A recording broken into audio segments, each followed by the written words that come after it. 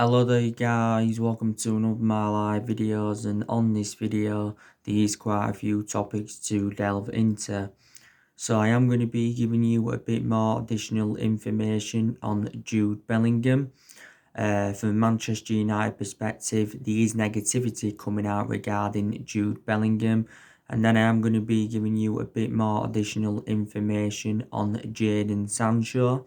Then I'm going to be talking with you a bit about Woodward and that. So there you go.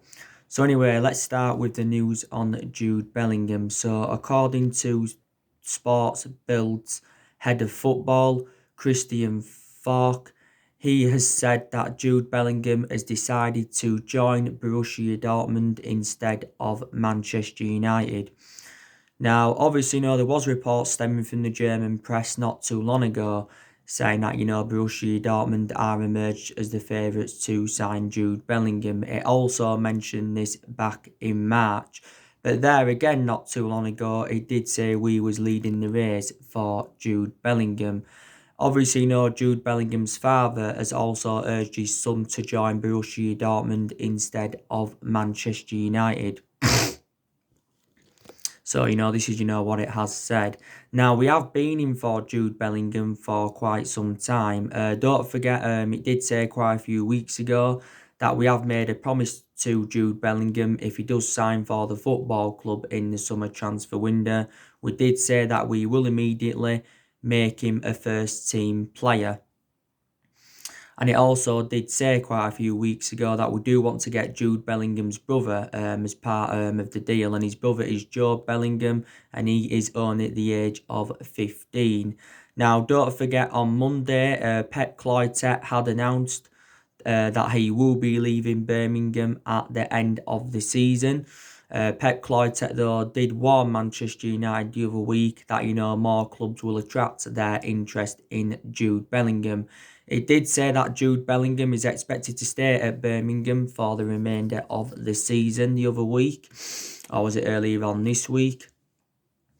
At the moment, Jude Bellingham is on around 145 quid a week. That's his contract. But I think it did say when Jude Bellingham does turn 17, he is expected to sign his professional contract. He's nearly 17 now, is Jude Bellingham. Don't forget, Birmingham did say that they do want the full cash amount up front not too long ago if they are to sell Jude Bellingham, and it did say the deal could be worth around £50 million. Now, this has been Jude Bellingham's first season in Birmingham City's senior squad. Don't forget, he made his debut at the age of 16 years and 38 days, so became the youngest player to represent Birmingham. I think he has played around 30 odd games in the Championship this season, and I've got to make an admission, he has been a revelation. Jude Bellingham's versatility is also very, very good. And don't forget, back in March, Jude Bellingham had visited our Carrington training ground to obviously, hold talks with Sir Alex Ferguson. Also, Ed Woodward had negotiations with his parents, so that did, fuel quite a bit of speculation up. Not only us and Dortmund have been in for him, Chelsea have also expressed their interest in the player as well. But now, by the looks of things, he is going to be going to Borussia Dortmund, is Jude Bellingham. Some people believe, he needs another season in the Championship, Bellingham, because, he is inexperienced at the moment. He is only 16. And, obviously, if he was to be given another season in the Championship, then, he would get much better. But Birmingham are looking to cash in on the player, because they want to resolve their financial issues. Jude Bellingham's been a Birmingham player since the age of 8. He was in their youth academy for several years. And it's a shame, that we're not going to get Jude Bellingham because, he would have fitted Ole Gunnar Solskjaer's transfer strategy perfectly, because Solskjaer wants to continue the policy of recruiting young British talents to Manchester United. But yeah, looking likely now, this is stemming from Christian Falk. The head of football from Sports Build, he said that, he's decided to join Borussia Dortmund as Jude Bellingham. So that is the breaking news on him. Now, let's give you the news on Jadon Sancho. So, there's Man United will only sign Jadon Sancho on two conditions, and that's if we meet Borussia Dortmund's asking price, and of course if Jadon Sancho forces the move. Now I think Ed Woodward has got concerns regarding a move for Jadon Sancho. Borussia Dortmund have said, that they do want £115 million. That was reported from the Telegraph recently. But we've already confirmed, we are not willing to smash our transfer record for Jadon Sancho. Now, don't forget, Borussia Dortmund did recently say that they're losing their patience with Jadon Sancho. Something to do with his off-field issues, with his off-field distractions and stuff like that. Because don't forget, Jadon Sancho's just recently recovered from a calf injury. Don't forget, Jaden Sancho got fined, was it £8,000 for breaking lockdown rules. Don't forget, Ole Gunnar Solskjaer has been recently talking with Marcus Rashford about Jaden Sancho. But I think, Jadon Sancho, is one of our priority targets. Don't forget, he was our number one priority target for quite a while. But, we are still looking to get Jadon Sancho on the board. Obviously, there was reports coming out the other week saying that if we do sign Jadon Sancho, that, we will loan Daniel James out. These stories were stemming from the Sun, saying that we could loan Daniel James out for next season, but still we reward him with a new contract reflecting on his good run of performances. Daniel James has enjoyed a fantastic first season with Manchester United. I think he's played around 37 games in all competitions.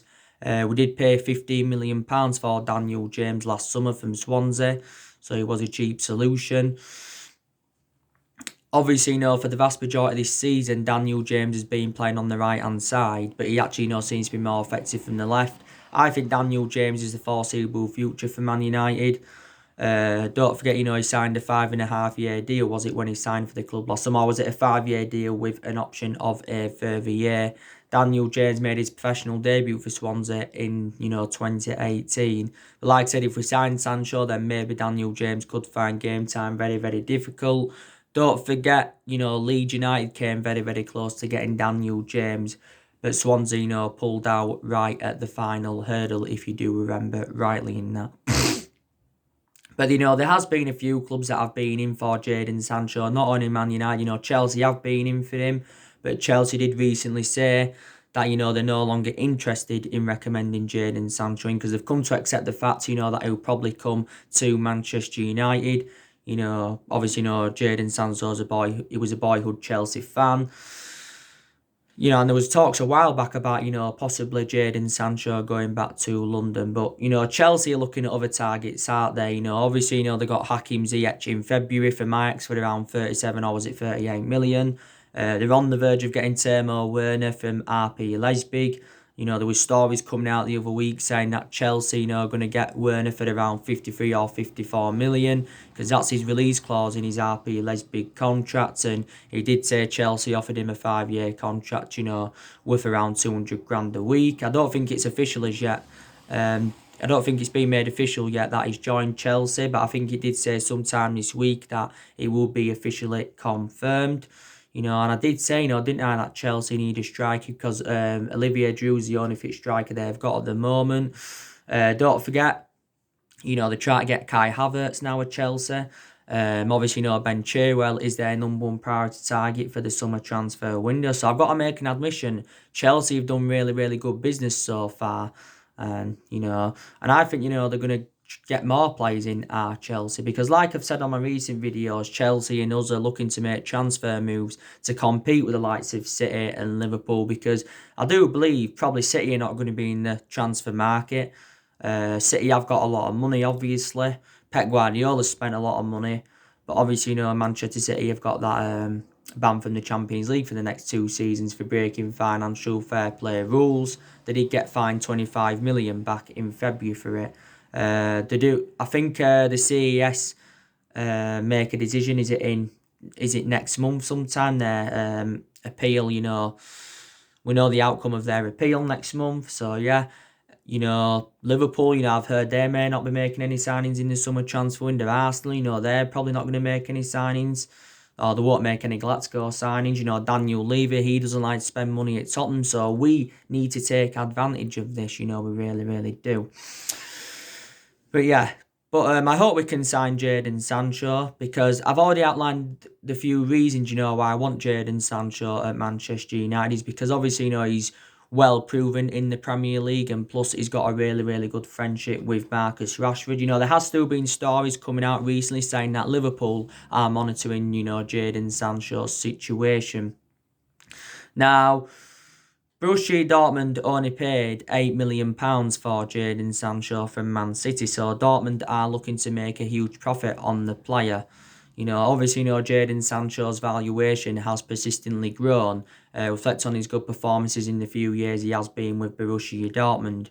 Obviously, Borussia Dortmund have been in the process of trying to get, Jadon Sancho a contract extension. Jadon Sancho's got no intentions of extending his contract. At the moment, Jadon Sancho's got a contract with Borussia Dortmund until 2022. But maybe there's still a possibility chance that he could stay at Dortmund for next season, but he won't be at Dortmund for the foreseeable future. There were stories coming out the other week saying that Real Madrid were in for him, but they were planning to sign him next summer instead of this summer and that. So, there has been quite a few clubs that have been in for him. But we've been in negotiations with Jadon Sancho's agent for quite some time. We have also been working on his contract. And Dortmund, are known as a selling football club because, they have let quite a few of their players go to the Premier League in recent years. They did let Christian Pulisic go, they let Aubameyang go, they let Ilkay Gundogan go, they let Mkhitaryan go, they let Shinji Kagawa go. There's also players that they've let go who didn't go to the Premier League, and that was Ousmane Dembele and Matt Hummels. So let's just put that into the equation.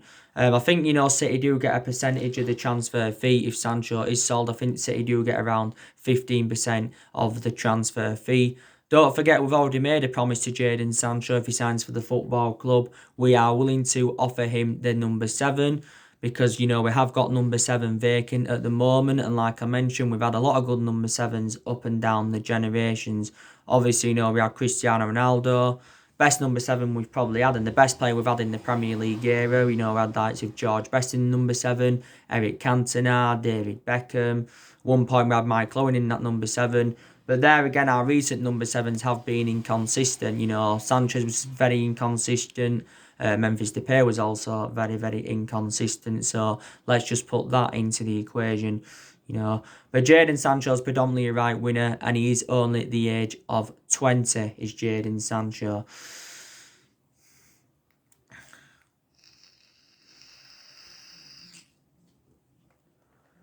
But there is, there was stories coming out the other week from Mundo Deportivo, saying that, we'd offered Alexis Sanchez to Borussia Dortmund in a swap for Jadon Sancho.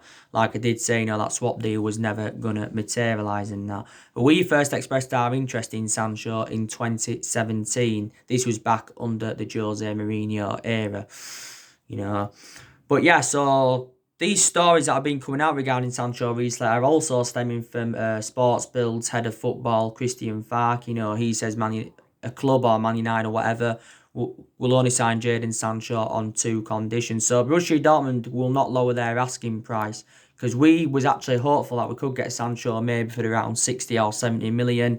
But obviously, neither of them figures are going to be enough to convince Dortmund to offload him. It does mention that Dortmund have been in touch base with players' agents, to find an adequate replacement for Jadon Sancho, because Dortmund did say that, they will not step in Jadon Sancho's way if he does want to leave.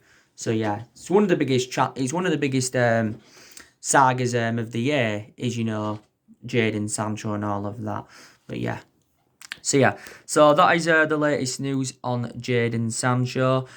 Now let's delve into news on Ed Woodward. I was reading reports. This was actually stemming from the Daily Express, and they have said that Ed Woodward is ready to spend around £269 million on players in the summer transfer market, because we are looking to make around 3, maybe 4 signings in the summer transfer window. Now, of course, Ed Woodward, did say the other month that we will remain competitive in the summer transfer market, but he also did say that we might or we won't do business as usual in the summer transfer market, so he basically ruled out big transfers to Manchester United, and he did say, we won't be spending hundreds of millions of pounds. But Ed Woodward, did say that, he is willing to back Solskjaer. He has said quite a few times throughout the course of this season, that he is willing to back Ole Gunnar Solskjaer, because probably Ed Woodward does believe that Ole Gunnar Solskjaer is a foreseeable future for Manchester United. Of course, Woodward's been at the football club since 2012. It's now 2020, so this has been Ed Woodward's 8th year at Manchester United. And, like I said, we've been very, very critical of Ed Woodward. And the main explanations why we've been critical of him is reflecting on how poor our recruitment policy's been for the last 7 years. Also, his poor selection of managers, with us overpaying for players, and just overall, some of the decisions he's made have just not been right. And this is why we have been critical of Ed Woodward. But there again, we haven't only been critical of Woodward, we've also been critical of the Glazers. The Glazers have been at the football club since 2005. It is now 2020. So the Glazers have been here around 15 years or so. So we've also been very, very critical of them. And for the vast majority of this season, me and a lot of Manchester United fans have been very, very critical of Ole Gunnar Solskjaer and that, But I think we can be competitive in the summer transfer market. I really, really think we can, because I said to you, didn't I? I have seen improvements under Solskjaer. Like I said, there's definitely players that have improved under Solskjaer. I think definitely, especially the top players, they've really, really improved under Ole Gunnar Solskjaer, because the top players, did endure a very, very difficult time under the Jose Mourinho era. Definitely improved in the transfer market under him. Solskjaer's obviously, recommended the players that he's recommended the players that I wanted to recommend in so far. Obviously, being a bit more ruthless as well. Solskjaer so far at the football club has enjoyed 3 transfer windows at Manchester United. Obviously, he didn't recommend anyone in his first transfer window, but in the 2 previous windows, he's recommended 5 players in. Last summer, he recommended Daniel James, Wan-Bissaka and Harry Maguire. And of course, in January, he recommended Bruno Fernandes and Odion Ighalo in. He got Ighalo on loan, so obviously, so far Solskjaer has made 4 permanent signings and spent just over £200 million on them. So we've improved in the market under Solskjaer, definitely in that, Obviously, our net debt is £429 million, or is it just over £429 million? Because it confirmed around a good 3 weeks ago now that, our debt had risen up by almost £130 million. Don't forget, there were stories coming out a few weeks ago, saying that we had taken a £140 million loan from our £150 million revolving credit facility to help us through the coronavirus crisis, and to also to help us get the right calibre players in to the football club. So there you go and that. But, Solskjaer has already made his plans for the summer transfer window. He knows what type of players to get in. He knows what areas he wants to strengthen up as well. Solskjaer does want to recommend a right winger in. He wants to recommend a midfielder in. And he obviously, wants to recommend a centre-half in. I think it did say the other week that Solskjaer's decided to shelve the plans of signing a new striker. I don't think he's interested in recommending a striker in at this moment in time, because obviously, it got announced the other week that Odion Ighalo had extended his loan at the football club for the further, until the end of January 2021, and for a further 7 months, We paid Shanghai Shenhua just over £10 million for this.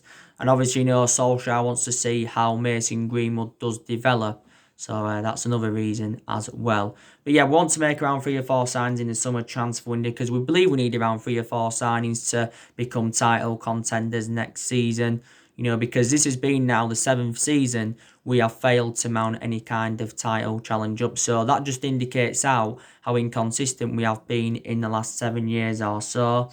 And we do want to, be up there with the likes of Manchester City and Liverpool and that, Obviously, Solskjaer's, got decisions to make in the summer transfer window. Obviously, what players he's going to recommend in, and what players, of course, he's going to get rid of. Obviously, there's still some contractual decisions that we do need to make as well. I know a lot of players' contracts have been extended since Solskjaer got recommended in. A hell of a lot of players' contracts have been extended, but I think we've got around 9 players' contracts that are due to expire next year. So this is, something that we do need to resolve. I've got an idea of the players that we're going to get rid of in the summer transfer window. I've got an idea. I think we're going to get rid of Phil Jones because, Phil Jones can't even get into the team now. I think Phil Jones is like our 5th choice centre-half. I think we're also looking to get rid of Rojo and Smalling on permanent transfers. At the moment, Rojo's out on loan at Estudiantes, Smalling's out on loan at Roma. Obviously, we're looking to get rid of Sanchez permanently. He's out on loan at Inter Milan. If we can get rid of Sanchez permanently, that will free up our wage bill completely. Also, too, we're looking to get rid of Jesse Lingard. We're also looking to get rid of Andres Pereira because they're also very, very inconsistent. By the looks of things at the moment, it's looking likely, that Angel Gomez is going to be leaving the football club because there's no signs of Angel Gomez signing a new contract at Manchester United. No signs of him at all. And, we have put forward quite a few contract offers.